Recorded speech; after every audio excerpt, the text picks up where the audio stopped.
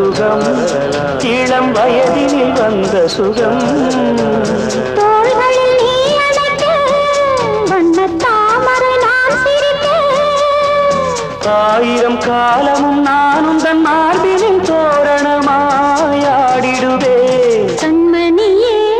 காதல் என்பது கற்பனையோ காவியமோ கண்மறைந்த ஓவியமோ